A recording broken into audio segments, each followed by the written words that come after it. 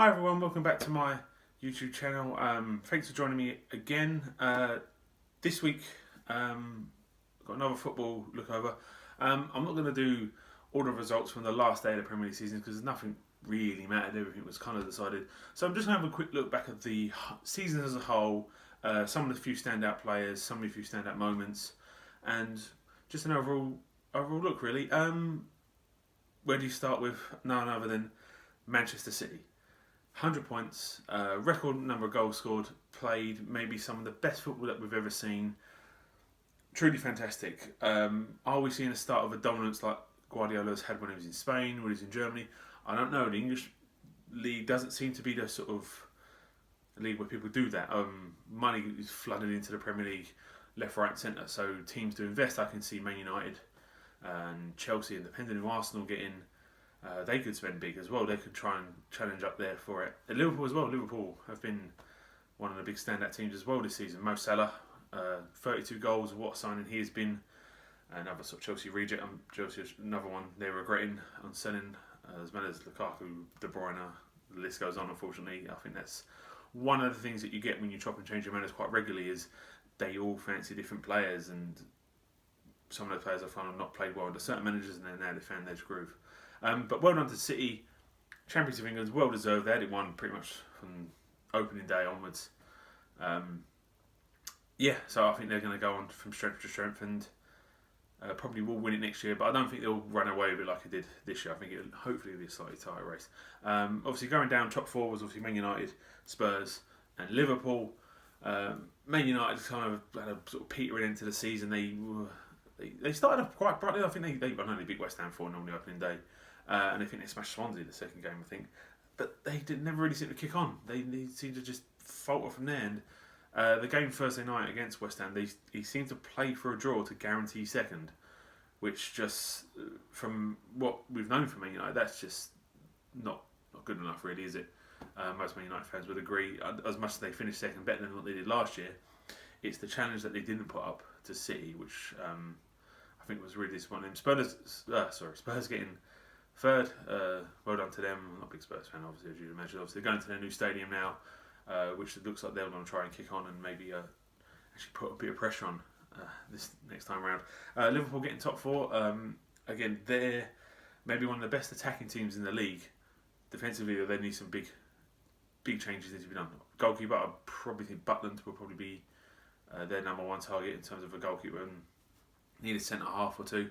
They got obviously the Champions League final next weekend. I'm not really fussed if they win it. I'm going to be really honest. I'm not one of those people that will always want the English teams to win the Champions League. Only reason I'd say I would like to see Liverpool win it because Real Madrid have won it now 2 years in a row, and it gets a bit boring when Saints wins it year after year after year. And I don't need to see another Ronaldo running at the corner with his shirt off, showing how great he looks. Yeah, mate, you work out. Congratulations. It's like Chelsea and Arsenal finishing 5th and 6th, respectively. Chelsea, going into the last day, they needed to beat Newcastle and hope Liverpool slipped up. Liverpool didn't, but Chelsea not thrashed 3-0 on Newcastle. What a bad season they've had. Obviously, from champions last year to this year being mediocre at best, there is definitely some backstage problems. I don't think Conte's had the best mindset all season. I think from the off, him and Costa are having bust-ups. And I think he had a good first season, but for some reason this season there's something not quite right back there. Whether he wants to go back to Italy, which I think he probably will do. A manager change looks like it's going to be happening there. That they'll probably wait till after the FA Cup final to really announce that. It's not really the time now, but win or lose, I think he's going to be going next season. Arsenal, we know, are going to have a brand new manager next year after Wenger stepped down after 22 years of service at Arsenal, which is a great achievement. Some Arsenal fans will probably say this has been coming. It definitely has been coming, but something that should have happened sooner rather than later. Who do they get in? I will probably think Allegri will probably step in from the Juventus manager, will step into Arsenal's shoes. Give him a big budget, let him make his transfers, get that team going, and we might see the Arsenal of old. But I think they need to kind of give him time. I don't think this is going to happen overnight. I think, unlike what happened with Moyes when he took over from Man United from Ferguson, he had a team that just won the league, so you expect him to kind of be up there or thereabouts. Whereas this guy is taking over, whoever takes it over, a team that's on a decline. Arsenal are slipping from where they have been. So to build back up, they're not going to be challenging next year. But next year, if they're realistic challenge to get to the top four, even if they don't make it, but they're in it up to maybe the last day and go on to win a trophy, if they can go on in the Europa League again, they got quite far this time. But we'll have to wait and see. It's going to be a big job, whoever takes it over, but they need to be given time. The other one was a big shout out in the top half of the table. Burnley finished in 7th. What an amazing job Sean Dyche has done with a team with not really any sort of big name superstars. Like, there's no one in the team that really kind of you went anywhere in the world and anyone would be able to name. But he's got them playing as a team, got them playing as a unit. They've made their home ground quite a sort of fortress. That Turf Moor, as much as it's not a massive stadium, but I think it's that sort of old school sort of stadium where some of the big sort of fancy superstars don't like playing there. I imagine the changing rooms are quite small and dingy.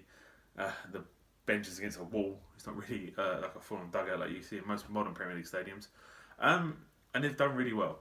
Burnley, they're in the Europa League. I hope they do well in that. Hope he continues to do well, Sean Dyche. I think he's done a fantastic job, as much as he sounds like a robot. Fantastic. Well done to Burnley. That's already in the top 4. Surprising. Obviously, I'll go down to my own team. West Ham finishing 13th. A place less than what we were last year, so we're going backwards after being promised everything. I'm not going to start banging on about the board and the stadium and everything like that, because you just got to look up on paper and look at the table. You can see the problems West Ham have.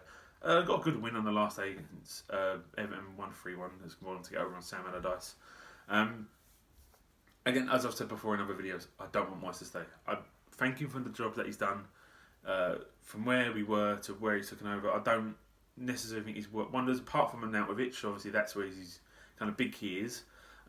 But I want someone in who's going to push West Ham forward, who's going to progress the team. As I think I said before, I would like, my first choice would be Rafa Benitez. What he's done with average teams, like he's done with Newcastle this season, he got them out of the Championship fairly easily, but he's got a Championship team who finished 10th. He's the last manager to win La Liga outside of Barcelona, Real Madrid or Atletico. He took a decent Liverpool team and won the Champions League. So he can work wonders. He's not a miracle worker, and I'm not expecting, if he comes in, West Ham are going to go win the Champions League, but it's going to be better. It's got to be better than what we've had. We've had nothing but dross for the last 2 years since we moved to that stadium. You need something to pick the fans up. It's too negative. They're negative when they go there. Like, the journey there is not the best. It's not like it was at Upton Park. It's not round the corner. It's all the way out. Trafford Station is still a nearly 15-minute walk away. And getting out of the stadium is a nightmare. So you need something with a positive. Walking out of the stadium on Sunday, I felt fine. We won. We played decent. I think Everton laid down, really. But there was a much better atmosphere coming out of the stadium than there was the other weeks when we got beat and got thrashed and stuff. So a change of manager, a change of velocity, some big transfers is needed, a bit of a clear out as well, and hopefully see us going at the table. Another big shout out for obviously Brighton and Huddersfield, who survived. I had a feeling Brighton would, because I think they're like that sort of Bournemouth sort of team. They do well at home, and when they're at home they'll pick up their results and then maybe get you a few kind of good games away. They've done really well to stay, and it's still a hard task. Huddersfield as well. Everyone tipped them to be thrashed, be the next maybe Derby that ends on the record on lowest points, but they didn't. They stayed up closely. But again, I'll guarantee if you ask any Huddersfield fan at the start of the season, I'll give you 16th place. Do you want it? Yeah, of course I would. Bite your hand off it. So they've done both those things very well. Wagner at Huddersfield especially, they played some great football. They had a fantastic start to the season. And I think they slowly started to decline a little bit, but they pulled it off. They survived. A bit more investment, maybe they'll kind of cement maybe the new Stoke. As speaking of Stoke, as we've seen Stoke, Swansea, West Brom, gone. 3 kind of really sort of established Premier League teams that have been Stoke and West Brom, especially I think nearly 10, maybe about 10 or so years for both of those teams. And that's it. They're gone. Relegation. West Brom, I don't know. Again, as I've said in other videos, their 2 big mistakes was letting Pulis go, because much as they were poor under Pulis and they weren't really going to go, I don't think he was ever going to send West Brom down. He would have found a way. He would have dug out results and maybe just had enough to survive. 17th maybe, but it still survived at the end of the day. And then hiring Pardew, just what were you thinking? Man's a curse on most teams. Ask anyone he's managed in the last sort of 10 years. They'll tell you they're worse off when he leaves than when he gets there. And they maybe sacked him too late. Look, they shouldn't have given him the job, but they should have maybe given it to Darren Moore, and he done fantastically. He was unbeaten.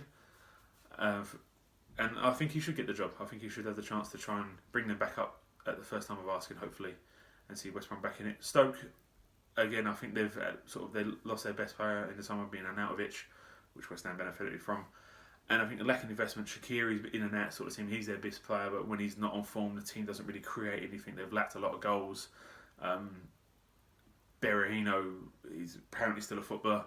I don't know how, because he's not scored in 2 years and he's a striker. It's just ridiculous. I think Stoke needs a lot of rebuilding. I think there's a lot of work needs to be done at Stoke to bring them back up. Swansea, I think it was on the cards. They struggled last year as well. They've let a lot of their best sort of defenders go.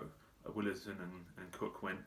So I think they need to get a bit reinvestment. Whether Carvajal will stay, I don't know.